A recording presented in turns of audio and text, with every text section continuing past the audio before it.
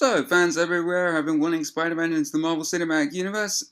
They was teased back in Captain America Civil War. Now we finally have it with Spider-Man Homecoming. Now, one of the things I love about this film is that it is not a Spider-Man origin story in the way we would expect. You know, it's like at this point, we get it. Peter gets bit by the spider, Uncle Ben dies, with great power comes great responsibility, and I'm a huge Spider-Man fan myself, but we've seen this origin story twice on the big screen now. We don't need it anymore. So wisely, this film is an origin story as to how Spider-Man becomes the hero we know him to be, because he's been Spider-Man for about 6 months in the MCU, but he's been doing small-scale stuff. He's been stopping robbers, banks, and all this, those types of places getting stopped. But then this huge vulture guy, played by Michael Keaton, comes along, and he isn't sure if he's going to be able to stop it. It's that kind of origin story. It's a coming-of-age story, ultimately. It's a high school coming-of-age story. And let me just say right out the gate, I love Tom Holland as Spider-Man. He's absolutely my favourite.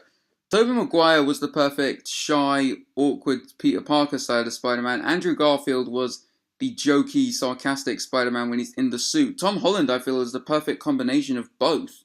Not to mention the fact that he looks like a teenager. You know, I mean, Spider-Man was supposed to be about 15 years old when he first got his powers, but Andrew Garfield was like 28 when he did The Amazing Spider-Man. And Maguire was in his mid-20s when he started, so it's nice to see a younger actor playing the role of Spider-Man so we can get to see more of him, and if it's Holland, I'm completely down for it. I also like how sparingly Robert Downey Jr. as Iron Man was used in this film, because when the trailers came out, everyone was worried that Iron Man was going to overshadow Spider-Man in his own film, but Iron Man only gets like 10 minutes in the film, and that's being generous. I mean, he is a proper supporting character, so it's nice to see that Marvel is going to focus properly on Spider-Man, how they should, and not have anyone overshadow him in his own films, so I don't know, I thought that was nice to see. But Michael Keaton as the Vulture, man, I mean, if the MCU has any flaws, it's really to do with their villains. I mean, their villains haven't exactly been the strongest, but Michael Keaton is not only the best one of the best Spider-Man villains we've had, but he's one of the best MCU villains we've had, besides Loki and Kingpin.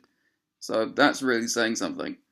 I mean, not to mention the fact that his suit looks really cool and everything, but he's easy to relate to, and I love that you can see both sides of the arguments. You can see Peter's point of view and Vulture's point of view, so that's really cool, and he is intimidating. I mean, there's one scene in particular, I'm not going to give it away, but I got chills down my spine when I saw that scene. I was like, this guy means business. So, in short, Spider-Man Homecoming is one of the best Spider-Man films we've had in a long time, and it's really just another great Marvel Cinematic Universe film. I'm looking forward to a sequel, and I'm definitely looking forward to seeing more from Tom Holland as Spider-Man. That's all from me for now, guys. See you later.